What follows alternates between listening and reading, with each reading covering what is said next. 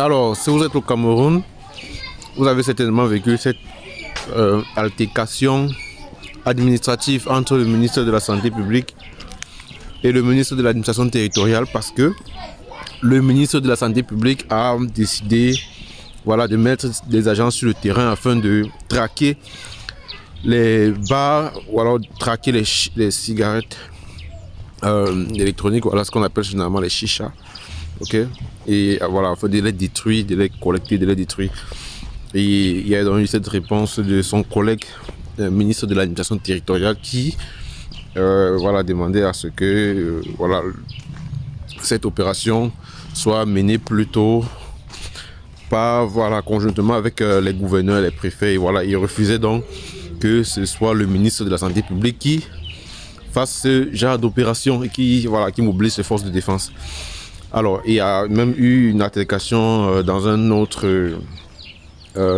milieu de réjouissance, ce qu'on appelle le FEMOS, où on a détruit, voilà, il y a eu une altercation entre les forces de police et les éléments du BI qui, voilà, qui détenaient qui protégeaient le FEMOS, parce que les éléments de la police venaient donc réquisitionner ces chichas.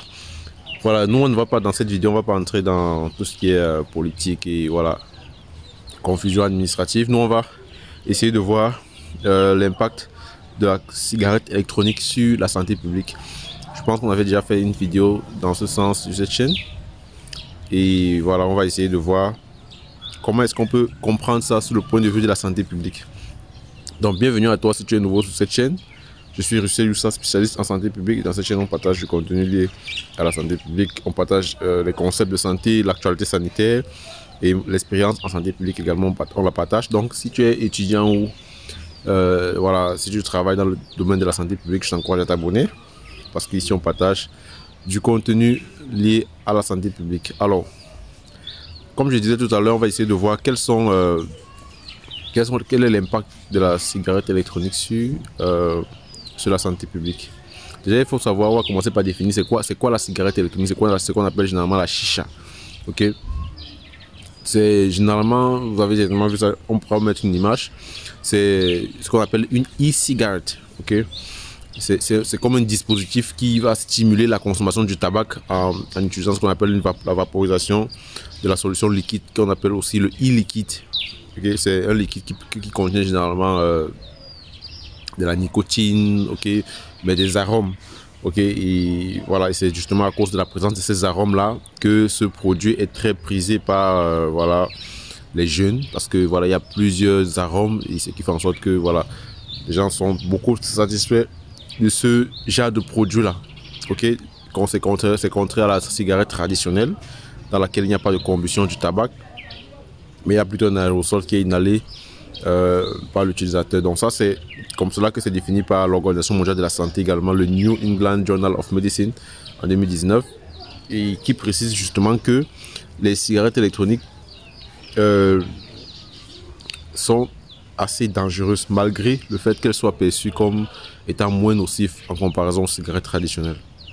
Ok, donc ces dernières années, il y a eu une montée en puissance, ok, des cigarettes électroniques, notamment chez les jeunes, parce que voilà, c'est très accessible, ok, ça présente des arômes, des goûts diversifiés, ok, et voilà, c'est beaucoup cela, on a laissé croire au milieu jeune que cette cigarette électronique était moins nocive que la cigarette traditionnelle.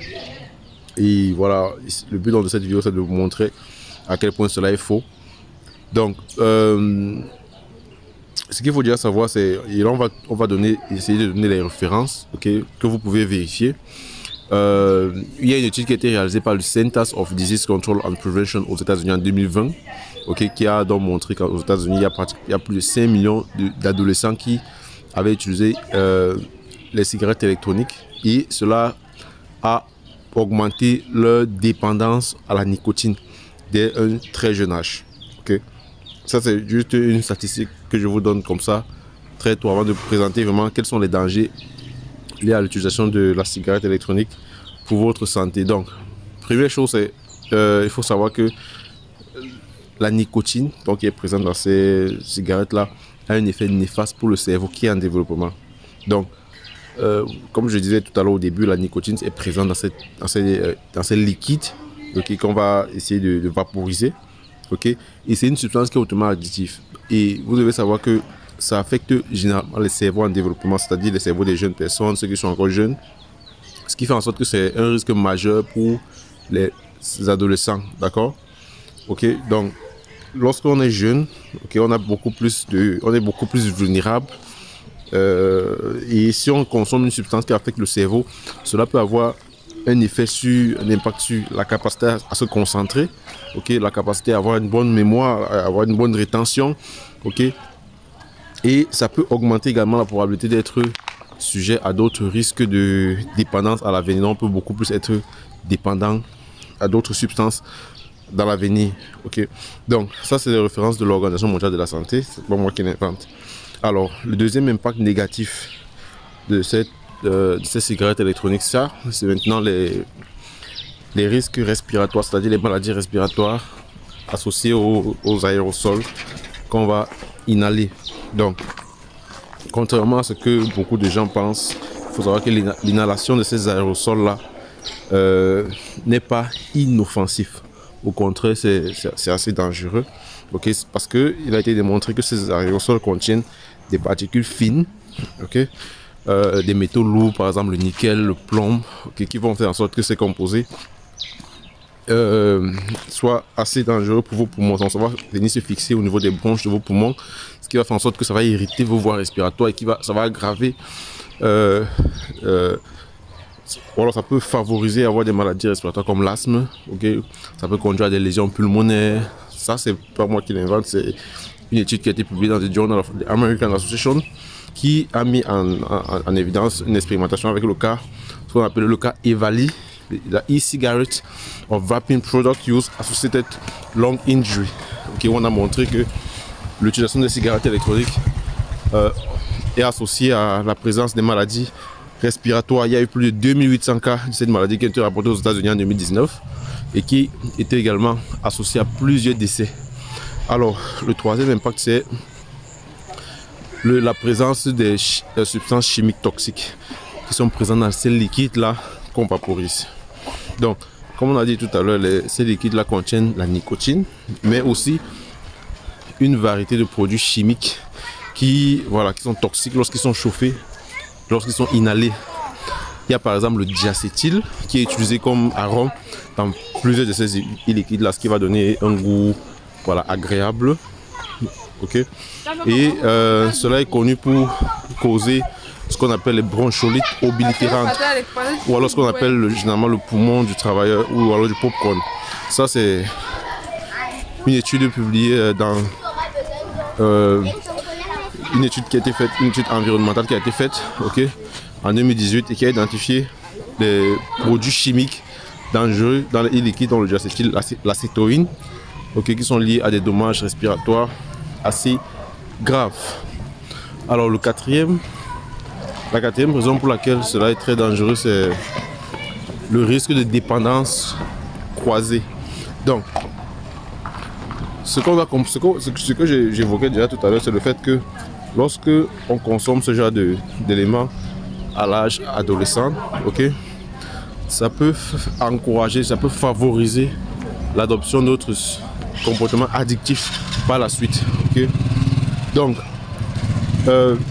il y a par exemple ce qu'on appelle une étude qui a été publiée dans le Drug Abuse en 2019, okay, dans une étude du National Institute qui montrait que les jeunes qui utilisent la cigarette électronique sont 3 fois plus susceptibles de commencer à fumer des cigarettes classiques que ceux qui n'en ont pas. C'est-à-dire, lorsque vous avez un jeune qui va consommer la cigarette électronique, okay, il sera 3 fois plus à risque de retomber dans la cigarette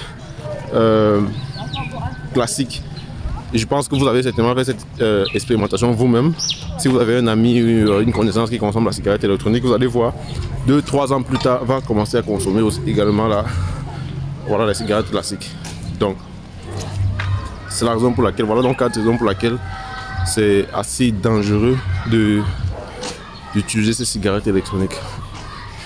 On fera une autre vidéo, on va essayer de toucher d'autres points en ce qui concerne cette actualité. On se revoit pour une prochaine vidéo. Sentez-vous bien.